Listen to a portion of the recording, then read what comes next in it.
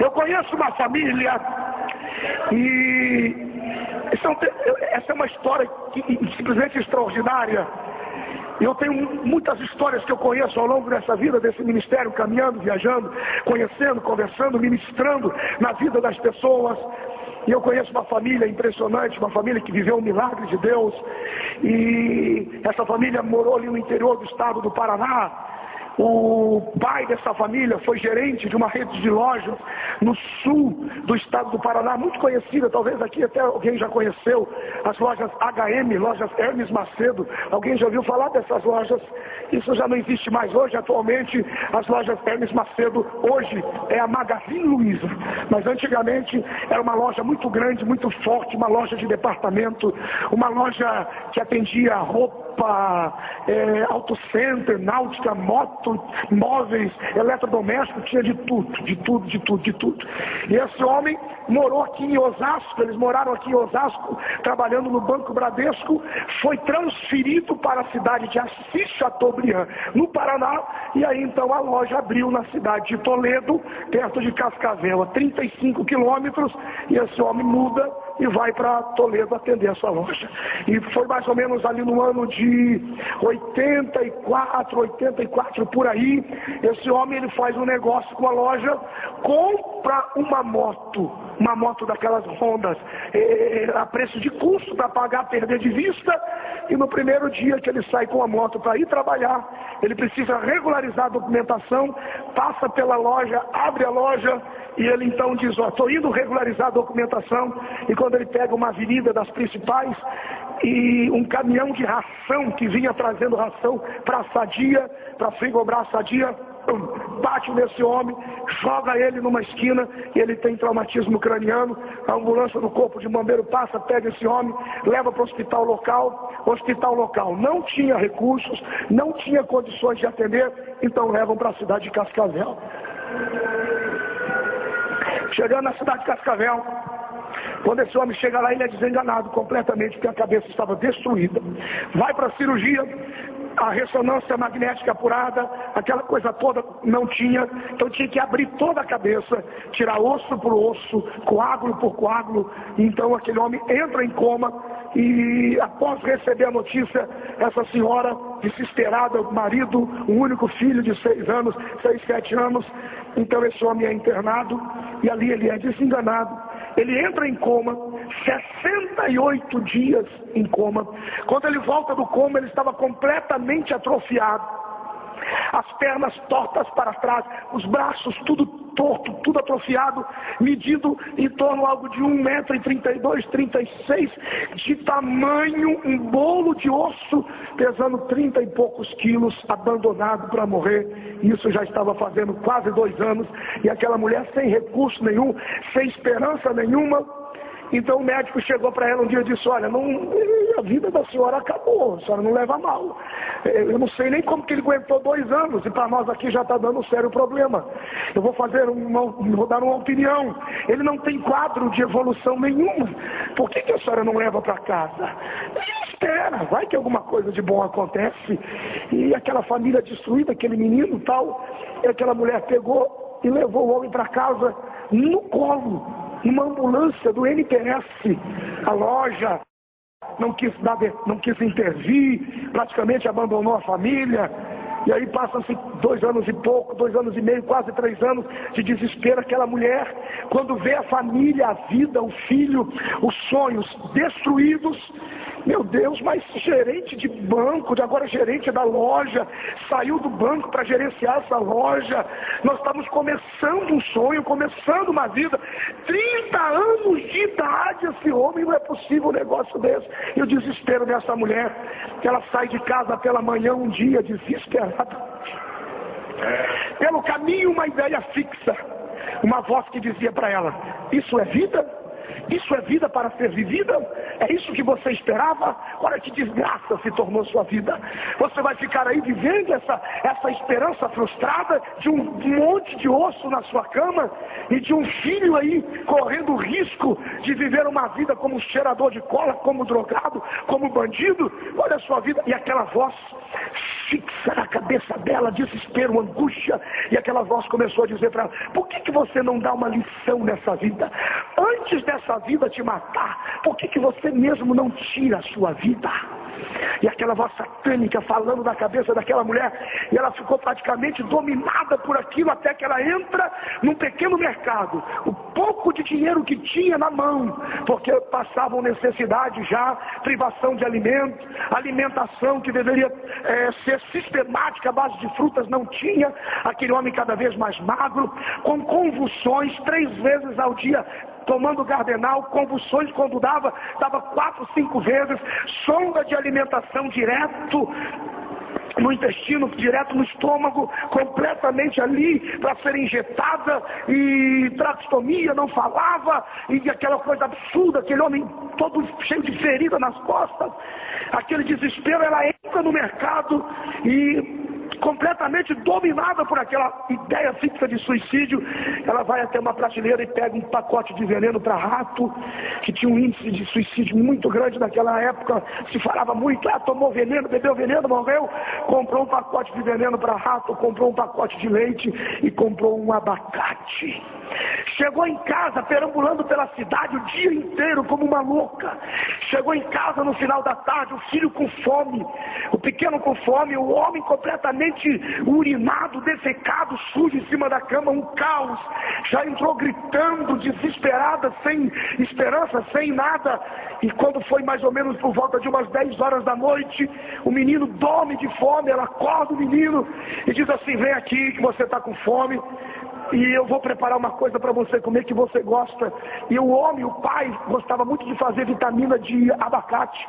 E ela prepara essa vitamina e bate aquilo e joga o veneno de rato junto, dá aquela reação e enche 2 copos de venenos com vitamina de abacate, 2 copos cheios de veneno, vai e coloca no criado do lado da cama, e uma seringa de 20 ml. Então, na sonda, no estômago tinha uma sonda e uma válvula que um fechamento de rosca, girava, abria para injetar medicamento, alimento. Não podia ser quente demais porque queimava, não podia ser frio demais porque empedrava.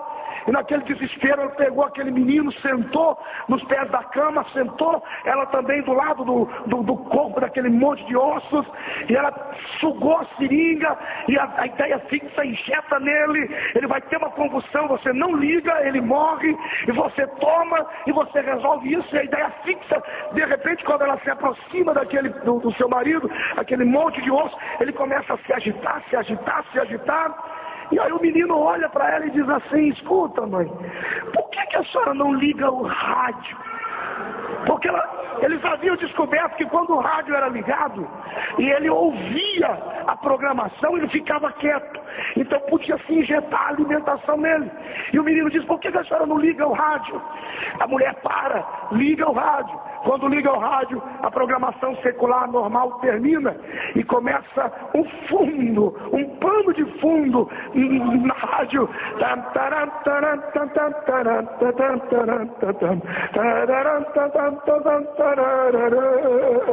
E aí aparece um homem no rádio, um homem doido no rádio: povo de Deus, povo da paz, povo do amor e da esperança, muito boa noite, paz seja convosco. É o culto da família no rádio. Fique perto do rádio agora, eu tenho uma palavra de Deus para você. E começou a ministrar Deus dentro daquela casa, ministrar Deus naquela família. Aquela mulher assustou, não entendeu o que estava acontecendo, e Deus começou a usar aquele homem no rádio dizendo: você que está em casa agora, Deus me revela algo, eu clamo a todos os meus ouvintes, vamos orar, porque Deus me mostra o espírito da morte dentro da casa, dentro de uma família. Deus me mostra um homem no leito de enfermidade. Deus me mostra uma mulher com vontade de suicídio. E Deus me mostra uma criança sozinha pedindo socorro. Aonde você estiver, vamos orar comigo pelo rádio. E Deus foi usando o pastor do rádio, foi usando o comunicador do rádio. E aí ele começa a ministrar: Pai, em nome de Jesus agora, entra nessa casa agora, entra nessa família agora. Espírito da morte, eu te repreendo. Saia desta casa, saia desta família, tire a mão desta mulher agora, eu te ordeno. E aquele pastor foi ministrando. De repente, eles moravam numa casa que era pintada de verde por dentro. E à medida que aquele homem de Deus vai orando, que aquele pastor no rádio vai orando, a luz do quarto foi ficando cada vez mais intenso, incandescente, mais clara, ao ponto de deixar todo o ambiente do quarto claro. As paredes ficaram brancas e ficaram claras. E ali estava aquele menino assentado. E de repente o menino, ele olha para a porta do quarto e vê uma pessoa de branco, com um vestido branco, vê um ser de branco na porta do quarto. E o menino tenta olhar para o rosto, mas não consegue, porque o rosto estava cheio de luz, muita força, muita glória. E aquele ser de branco sai da porta do quarto e começa a andar na sala da casa deles.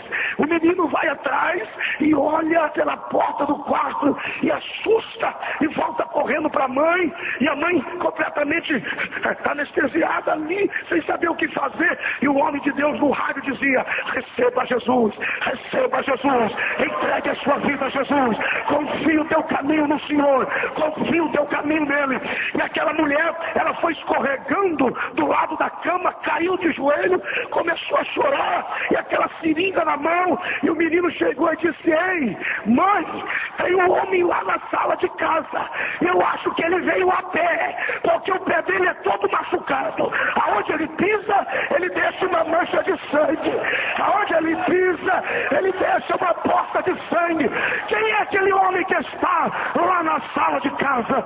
E quando eles deram por si, que é aquela manifestação sobrenatural de Deus, ela passa, daqui a pouco a luz volta ao normal. Aquele ser de branco também não é mais visto.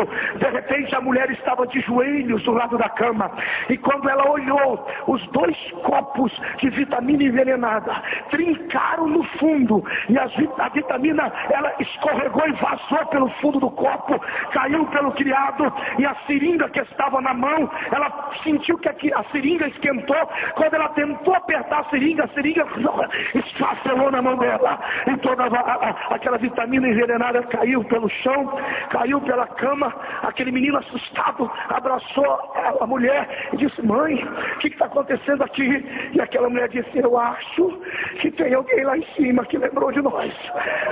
Tem alguém lá em cima que se lembrou de nós. Tem alguma coisa de Deus acontecendo aqui na nossa casa. Tem alguma coisa aqui que eu não sei dizer o que é exatamente. De repente o programa do rádio, o pastor do rádio diz assim: ei, hoje chegou salvação nesta casa. Deus me manda dizer pelo rádio: chegou salvação nessa casa. Aí aquele pastor fez um convite: se você quiser, era uma terça-feira, amanhã é quarta-feira, venha conhecer o nosso trabalho matutino, dirigido especialmente pelo grupo de mulheres, a partir das 9 horas da manhã. Aquela mulher levanta 8 horas e vai procurando aquela casa de Deus, aquela igreja. E quando ela entra, que ela vê, as luzes estavam apagadas, e ela fez uma prova dizendo: Senhor, é aqui onde o Senhor está, me dá um sinal. De repente uma das luzes fica incandescente, como o momento da noite, e daqui a pouco ela apaga novamente, e ela diz: é aqui. Quando ela pensa em olhar e ocupar um lugar, a dirigente, a líder das mulheres, vai na direção dela e começa a profetizar, vai falando em línguas estranhas debaixo de uma autoridade incrível, e diz para ela: minha filha, eu te esperava aqui neste lugar hoje, e para que saiba que sou eu, Senhor, que falo contigo. Porventura, não estive eu ontem à noite dentro da sua casa, e não levei para ti grande livramento, não tirei de lá o espírito de morte que destruía você e os teus, pois a partir de agora eu mudo a tua história, eu mudo a tua vida, eu mudo a tua família, eu restauro aquele homem, eu sou o Senhor da tua vida agora. E aquela mulher começa a chorar e a dar glória a Deus, e ela não sabia o que dizer, aí ela caiu de joelhos. Quando ela tentou falar alguma coisa, Jesus a batizou com o Espírito Santo, e ela começou a falar em línguas estranhas. Foi um mistério, ninguém entendeu, ninguém sabia o que estava acontecendo, mas era um grande livramento de Jesus, o Jesus da festa, que quando ele está presente, as coisas mudam. Quando ele está presente, algo acontece. Enquanto aquela mulher estava lá na igreja, o menino estava em casa, sozinho com o pai. Aí bate na porta, e ele abre a porta. Era um vereador, e esse vereador diz assim: cadê sua mãe? E o menino diz assim: ó, minha mãe saiu, eu não sei onde ela foi. Não, é que eu fiz umas comprinhas aí, e eu vim trazer para vocês. Aí o menino diz: coloca ali na área de fundo da casa. Aí ele leva para a área de fundo da casa, e o homem começa a descarregar 1, 2, 3, 4, 5, 6, 7, 8, 9 caixas de compra: arroz, feijão, macarrão, café, sal, bolacha, e foi, e leite, foi despejando, e o menino olhando.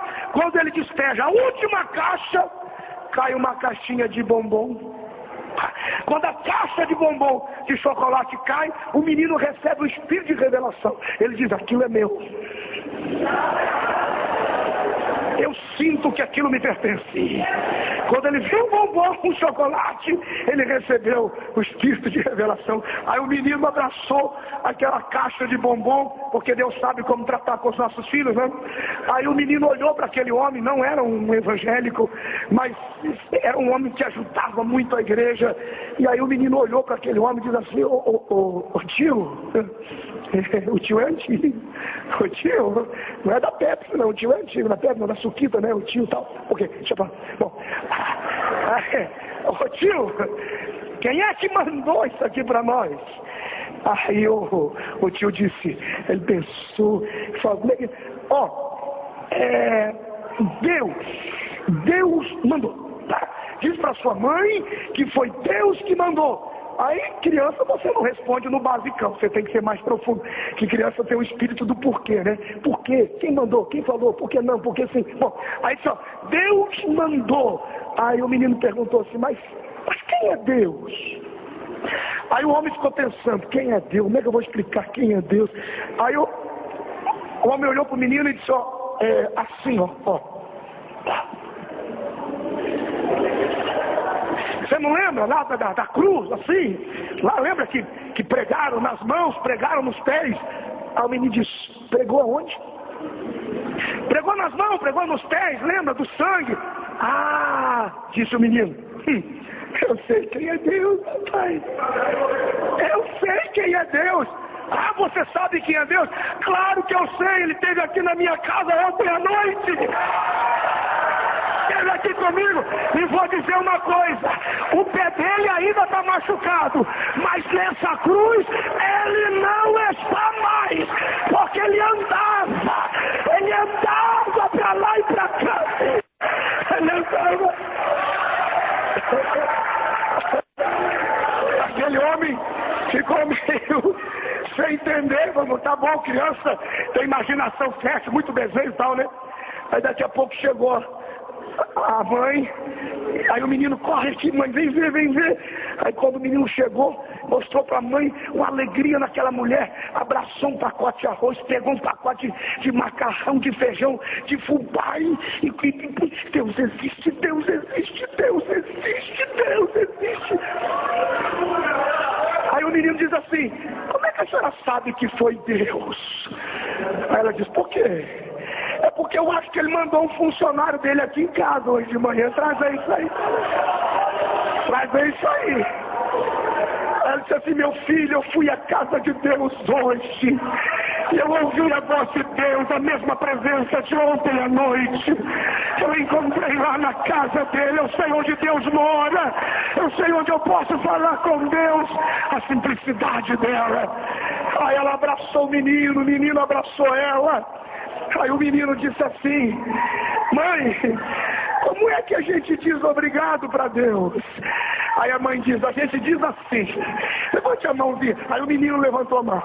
Diga assim: Senhor Jesus, nós te recebemos como Senhor e Salvador das nossas vidas e prometemos amar a Ti, servir a Ti, seguir a Ti enquanto vivemos.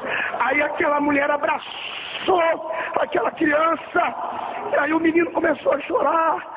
Aí a mãe disse assim: por que você está chorando, meu filho? Aí ele disse assim: mãe, eu quero tanto ser como aquele homem do rádio. Aí a mulher disse assim: você será como o homem do rádio. E quando foi mais ou menos umas 4 horas da tarde, eu falei com essa irmã hoje e disse: mãe, eu vou contar a nossa história para a Igreja Batista.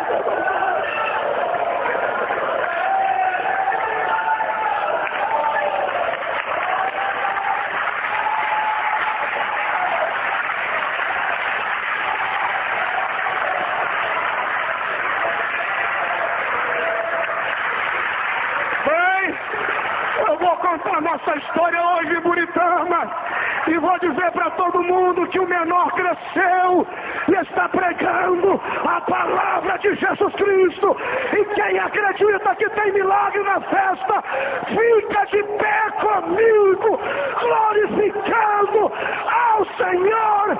Aplauda Ele, exalta Ele, adora Ele, porque aonde Jesus chega, a vida muda.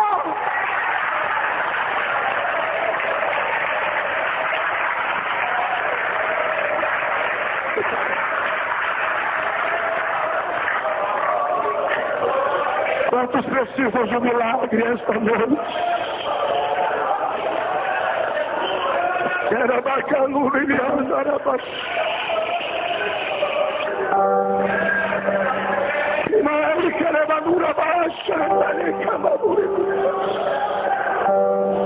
povo de Deus, povo da paz, povo do amor e da esperança.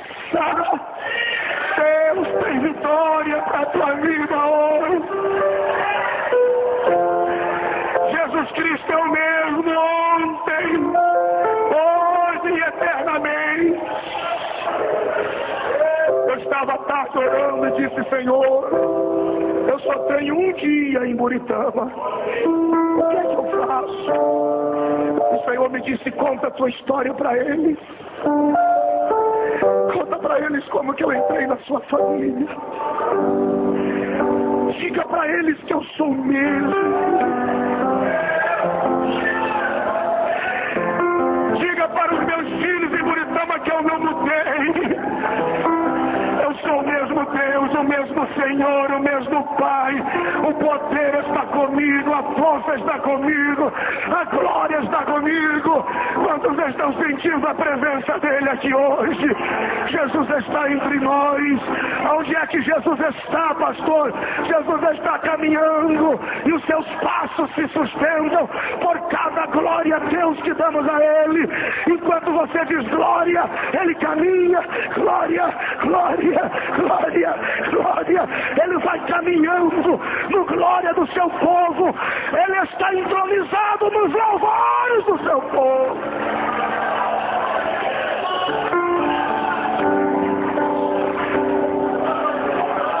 Jesus fez por mim. Jesus faz por você. Jesus faz por sua família.